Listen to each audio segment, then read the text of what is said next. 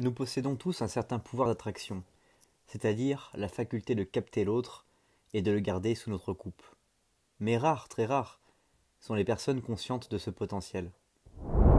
Nous imaginons que ce don, plus ou moins miraculeux, est inné et réservé à quelques élus. Or, il suffit de prendre conscience des traits de caractère qui existent naturellement les gens pour développer ces qualités latentes en chacun de nous. Les conquêtes amoureuses sont rarement dues à de grossiers stratagèmes. Ceux-ci attirent à tout coup les soupçons.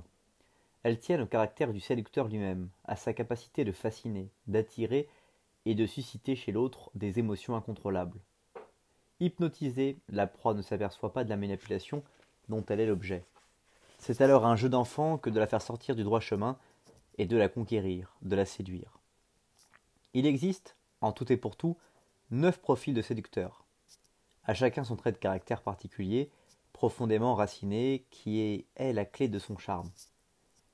La sirène possède une virilité et une féminité exubérantes, et s'en sert à merveille. Le libertin nourrit pour le sexe opposé une passion contagieuse. L'amant idéal applique son sens artistique à l'aventure sentimentale. Le dandy aime à jouer avec sa propre image et arbore un look spectaculaire, souvent androgyne. L'éternel enfant est ouvert et spontané. La coquette est d'une froideur irrésistible et n'a besoin de personne.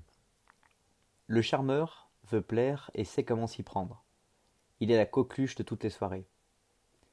La figure charismatique possède une inébranlable confiance en elle-même. La star, vaporeuse, s'enveloppe de mystère. Chacun des chapitres de la première partie décrit de l'intérieur ces 9 séducteurs types.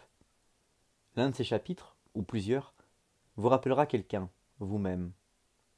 C'est de là qu'il faudra partir pour développer vos pouvoirs de séduction. Disons que vous avez des tendances à la coquetterie. Le chapitre consacré à la coquette vous montrera comment développer votre goût de l'autonomie, comment souffler alternativement le chaud et le froid pour garder la victime à votre merci. En développant ces qualités déjà naturelles, vous deviendrez une coquette de grande classe. Ne soyez donc pas avare de ce qui fait votre charme. On a toutes les indulgences pour le libertin le plus effronté, tandis qu'un trousseur de jupon gauche et rougissant n'a droit qu'au mépris. Une fois que vous aurez cultivé votre atout principal, complétez avec art ce que la nature vous a donné. Ajoutez-y un deuxième trait, un troisième, conférez de la profondeur et du mystère à votre personnage. Enfin, dans le 10e chapitre de cette partie, intitulé L'antiséducteur, vous toucherez du doigt l'opposé, le pouvoir de répulsion. Si elles sont en vous, il vous faudra coûte que coûte éradiquer ces tendances. Ces profils sont des sortes d'ombres chinoises, de simples silhouettes.